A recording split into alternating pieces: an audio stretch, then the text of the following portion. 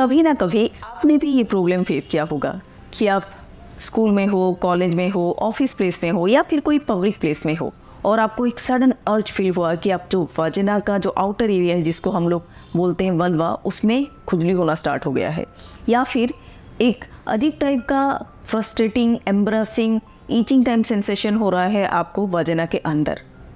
तो आज हम बात करेंगे वाजिनल ईचिंग के बारे में और जानेंगे कि इसको कैसे मैनेज किया जाए। तो वाजिना में ईचिंग क्यों होती है? Reason number 1, east infection. ये एक फंगल इन्फेक्शन है जिसकी वजह से वाजिना में भी ईचिंग हो सकती है और वल्वा में भी ईचिंग हो सकती है।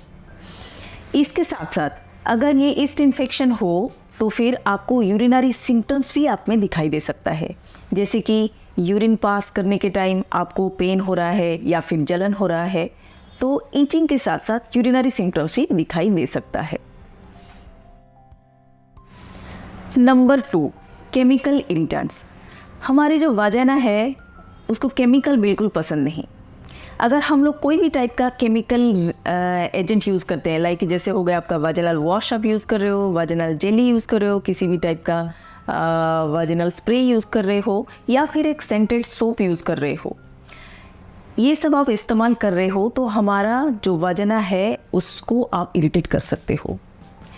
और इसके साथ साथ ये भी देखा गया है कि हमारा जो वल्वल ग्रूमिंग प्रैक्टिस हमारे जो रहता है, कोई कोई रेज़र यूज़ करते हैं, कोई कोई क्रीम यूज़ करते हैं, hair removal cream, pubic hair remove करने के लिए बहुत सारे क्रीम्स अवेलेबल है। अगर आप वो यूज़ कर रहे हो या फिर किसी भी टाइप का केमिकल अगर वाजिना के पास, वल्वा में या फिर वाजिना के अंदर आप डाल रहे हो तो ये आपको वाजिनल इरिटेट करेगा और वाजिनल ईचिंग हो सकता है। तो हमेशा ध्यान रखिए, आप अगर सोप का इस्तेमाल कर रहे हो तो फिर ये माइल्ड सोप यूज़ करो, वाजिना के अंदर कोई चीज़ हम लोग ना डालें। कभी कभी हमारे जो फ्रैग्रेंस होता है, हमारा टेम्पन्स है, हमारा जो पैड्स होता है, ये भी हमारा वाजिना को इरिटेट कर सकता है। और जो नंबर 2 पॉइंट है, इसमें हम लोग देखेंगे कि हमारा जो फैब्रिक होता है, हमारा जो अंडरगारमेंट्स होता है, वो जो फैब्रिक है अगर वो सिंथेटिक फैब्रिक है तो ये हमारा वाजिना को इरिटेट कर सकता है। Number 3, bacterial vaginosis. ये एक मिक्स्ड बैक्टीरियल इन्फेक्शन है।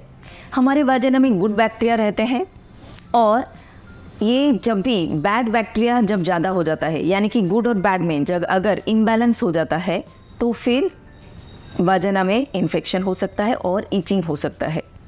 तो बैक्टीरियल वाजिनोसिस एक ऐसा सिचुएशन है जहाँ पे मिक्स्ड बैक्टीरियल ग्रोथ होता है और जिसके कारण हमारे वाजिना में ईचिंग हो सकता है। Number 4, sexually transmitted infection.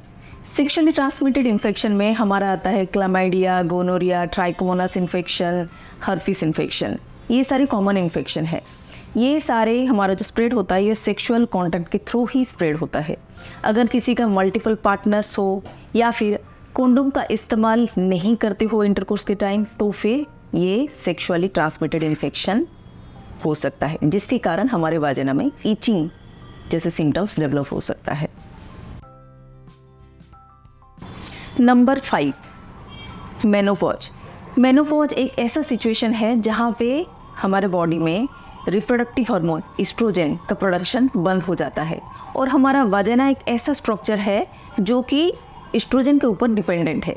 अगर एस्ट्रोजन मिलेगा तो फिर इसका सिक्रेशन ठीक रहेगा, वाजिना का लाइनिंग्स ठीक रहेंगे।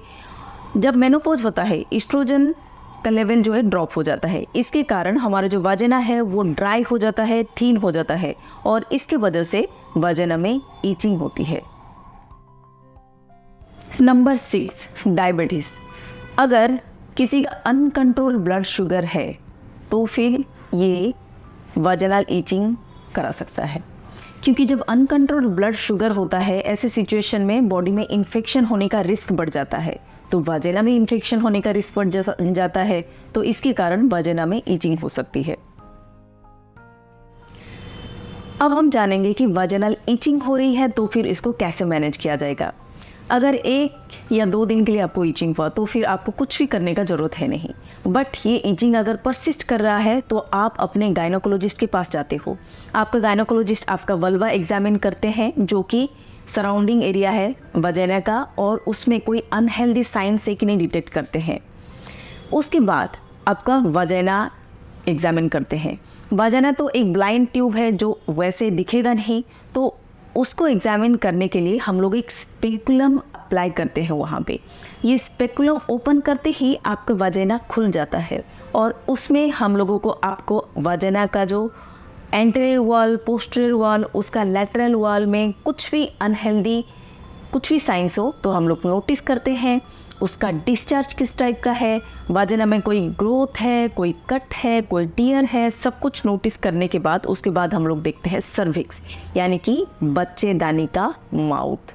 बच्चेदानी का माउथ में इरोजन्स है, उसमें कोई पॉलिप है, या फिर किसी भी टाइप का एबनॉर्मल डिस्चार्ज जो है वो है उसके ऊपर। तो ये सब नोटिस करने के बाद आपके डॉक्टर आपको बताते हैं कि फंगल इन्फेक्शन है या फिर बैक्टीरियल इन्फेक्शन है, और उसी हिसाब से आपको मैनेज करते हैं।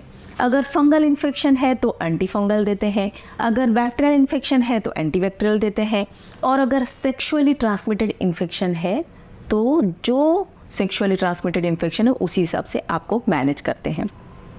और भी जब हम लोग जो एग्जामिन करते हैं वाजिनल एग्जामिनेशन में, अगर कोई मेनोपॉजल लेडी है तो फिर वहाँ पे हम लोग को पता चल जाता है वाजिना कितना ड्राई है और कितना थिन है। और अगर वाजिना थिन है और ड्राई है तो हम लोग आपको एस्ट्रोजन क्रीम देते हैं। समटाइम्स हम लोग फाइटोएस्ट्रोजेंस भी आपको देते हैं, जिसके कारण आपको जो मेनोपॉजल सिम्टम्स है वो आपको कम हो जाता है। इसके साथ साथ अगर किसी का अनकंट्रोल्ड शुगर है तो फिर sugar management is a must. आपको शुगर लेवल को ठीक रखना पड़ेगा ताकि आपके शरीर में किसी भी पार्ट में इन्फेक्शन ना हो, जो कि वजाइना भी एक पार्ट करता है, बॉडी का पार्ट है, तो वजाइना का भी इन्फेक्शन कम हो। तो ये सारे हमारा रहा मैनेजमेंट। और मैनेजमेंट में हम लोग जो लास्ट पॉइंट ये है कि हमारा वजाइना को केमिकल पसंद नहीं है, जैसे मैंने पहले से ही आपको बताया था। तो हम लोग कोशिश करें कि जैसे करके कि हमारे जितने सारे कमर्शियल प्रोडक्ट्स अवेलेबल हैं, जितने सारे हमारे ग्रूमिंग प्रैक्टिस वगैरह हैं, उसको ऊपर हम लोग ध्यान रखें। कॉटन पैंटी पहने हमेशा। कभी भी वजाइनल वॉश जो कमर्शियल प्रोडक्ट अवेलेबल है वो यूज़ ना करें। अगर आप लोग कोई क्रीम यूज़ कर रहे हो प्यूबिक हेयर को रिमूव करने के लिए तो वो इमीडिएट बेसिस पे आप स्टॉप कर लीजिए। और कोई भी सेंटेड सोप यूज़ कर रहे हो, सेंटेड टेम्पन्स यूज़ कर रहे हो, सेंटेड पैड्स यूज़ कर रहे हो तो इसको आप यूज़ करना बंद कर दीजिए। अगर आप ये सारी चीज़ों का ध्यान रखोगे तो आपका जो वजाइनल ईचिंग है वो सिम्टम्स आपका नहीं रहेगा। मैं आशा करती हूँ कि आपके लिए ये वीडियो बहुत इन्फॉर्मेटिव रहा हो। इस टॉपिक को लेके कोई भी सवाल अगर आपके दिमाग में हो तो आप कमेंट सेक्शन में जाके पूछ सकते हो। Until next time, stay healthy, stay awesome.